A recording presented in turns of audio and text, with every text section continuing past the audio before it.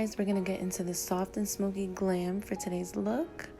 I already prepped my brows and lids off of camera, so I'm gonna go right in with my transition shade and buff that right above my natural crease line very lightly, because I am gonna use the same color to build up the intensity right into the crease line. And so now that we're building the color intensity, we're just gonna buff everything out nice and seamless across the lid.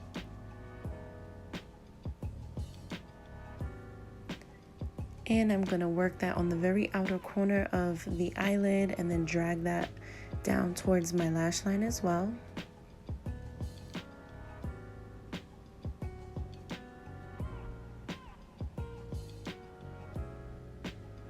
Now very, very lightly, I'm gonna pick up a little bit of black and brown mixed together just to give my eye crease like a shadow type of effect, but I'm not gonna build that color in too much. Then I'm gonna take a little bit more black and start pressing it into the very outer corner of the eyelid and a little bit towards the lash line as well. I want this to be smoky, but not dramatic smoky. I want this to be a look where we could go out in the daytime or nighttime and have just enough smoke, but not too much. So we're gonna very lightly just pat and use small circular motions with a little dense brush, so that way you have more control over placement with your shadow. Now I'm just taking a blank brush that we use with the transition shade. I didn't add any product to just buff everything out. Gonna add in some matte cream shadow right to the center of the lid to give my eye that smoky effect and make the black around the corner really pop.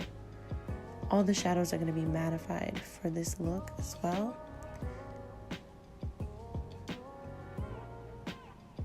So it's going to be a really clean and classic look. The only shimmer we're going to use is just right here in the inner corner, just as an inner corner highlight, nothing dramatic. And we're going to do a very basic, simple liner. We're not going to smudge it. We're not going to wing it out. We're just going to drag it right across the eyelid, so that way our eyes have that nice cat eye definition, and also so that our lashes have a liner to blend into when we apply them.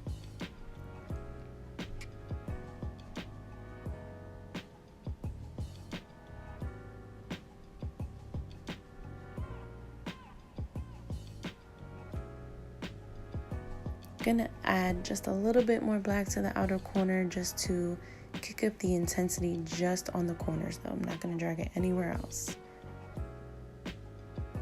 We're really focusing just on the very edges of the eyelid. I moisturized, but now I'm going to prime the skin.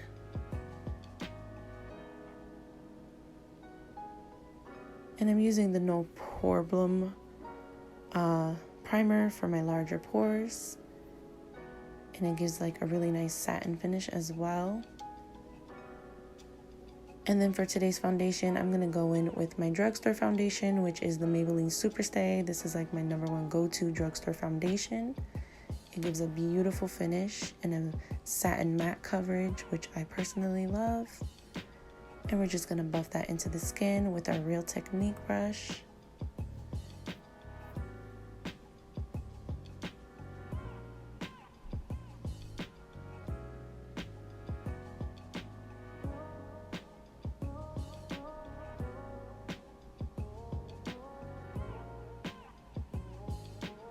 Now I'm like trying to work around my baby hairs because they are just laid today.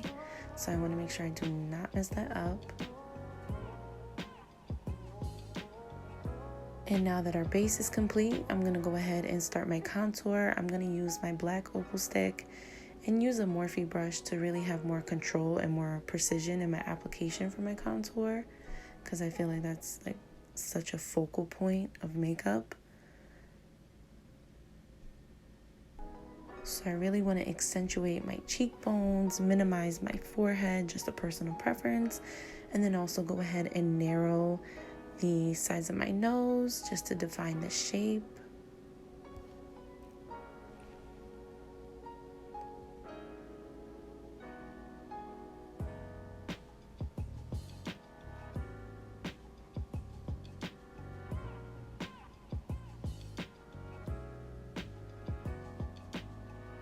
Now we're just gonna buff our contour in, making sure it's nice and seamless and like melting into the skin so that it's not sitting on the skin surface, giving us a cake face type of effect. I want a nice satin skin-like finish.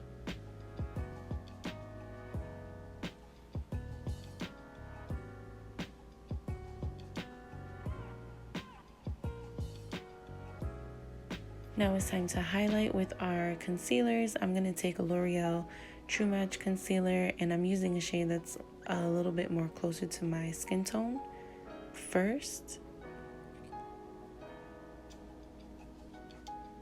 This is more so to add just like extra coverage in areas that I felt needed a little bit more coverage, like the under eyes, and then obviously to highlight, but not too excessive. I don't like my highlight super bright, but now I am going to use a super light concealer to brighten just certain areas where I want those areas to pop on camera.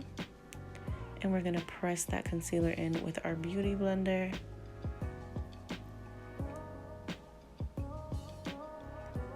And I know you guys are probably so annoyed that this is the second video I did with like my little mirror in my face, and it's something I'm working on. I am a YouTube rookie, so bear with me as I make changes and upgrades to the videos. But now we're just gonna press in some translucent powder. I'm gonna lock in my T-zone, make sure that my oils are not going to disrupt all the hard work we put in. And then I'm going to add some powder to like the sides of my nose where we contoured, just to make sure that when we dust it away, my contour is nice and precise, and it just really helps to clean up the shape of the contour.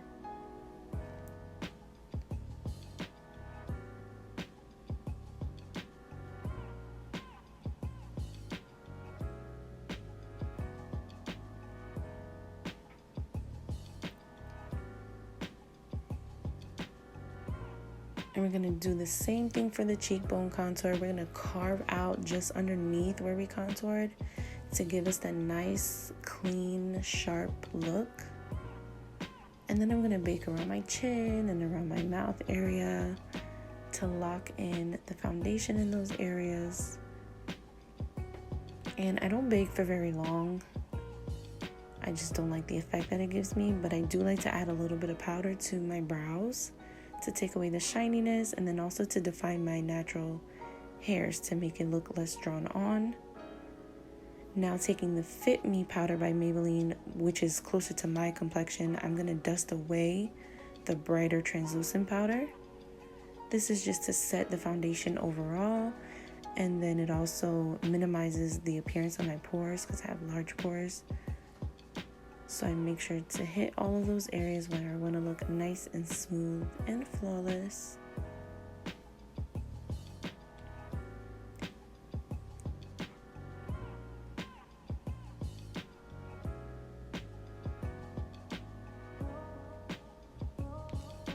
I'm gonna wipe all that powder off my black shirt.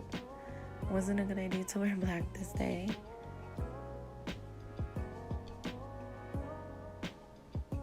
Now for one of my favorite parts of a makeup routine, it is time to bronze up the skin. So we're gonna bronze on the areas where we put the cream contour. This helps to secure the cream contour in its place, but also more so just to add that color back into the skin that we lost by applying our foundation, our highlight, and then all those powders. This powder is going to add in the saturation and color back into our face to make our facial structures really pop.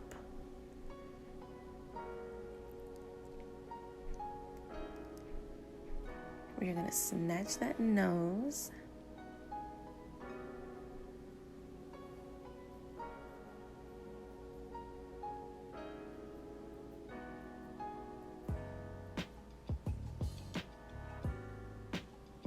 We're gonna dust away any excess bronzer.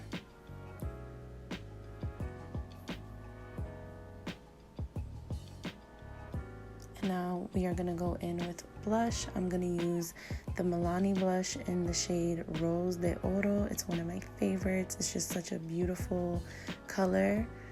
And it has like nice gold reflex to it. So really you could get away with probably not using a highlighter, but I'm still gonna highlight. And I'm gonna be extra, and I'm gonna go in with Laura Geller Gilded Honey for my highlight. It's just the perfect shade of gold, and she makes an appearance, but she's not overbearing. So that's why I chose this one for today's look.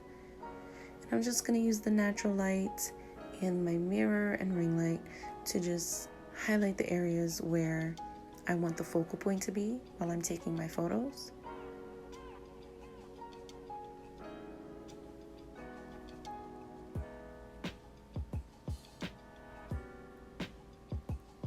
Then to pull the whole eye look together, I'm just gonna pop in some of that orangey brown color that we use in the transition shade and put that under the eye. It also helps to minimize the size of my eye because I have rather large eyes, so it kind of closes that up a little bit for me. Now for lips, I am gonna take a MAC lip liner, and I'm kind of using the lip liners as my lipstick today instead of using like a liquid matte lip. So I'm taking a little bit of a more natural shade and then adding in a NYX liner that is a lot more brown to give my lips some dimension.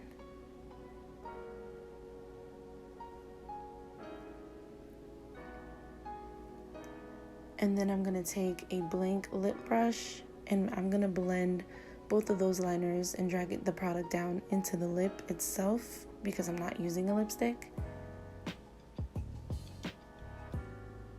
So that way, when I add my lip gloss, it'll be nice and colorful, but I didn't want to be too heavy with lipstick. And for the gloss today, I am using ColourPop. This gloss adds like the perfect amount of shine, but it doesn't change the color of the lipstick or liners that you put underneath, which I love. And it's not sticky, which is also a bonus point.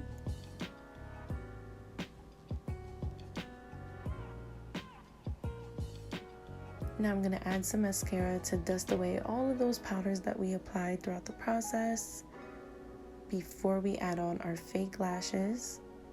I know some people like to do the mascara after they apply their false lashes. That is an option if you prefer to do it that way, but this is the way that I prefer to do it.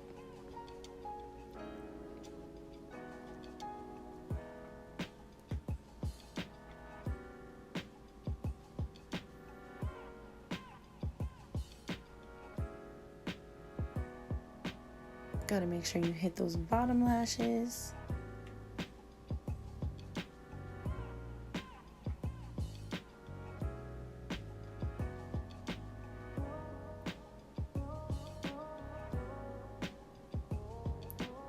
Now I'm gonna place my lashes, but I'm gonna make sure I press them into the lash line for extra security. Going in with my NYX setting spray, and then using my beauty blender to press all the product into the skin so I have that nice flawless finish.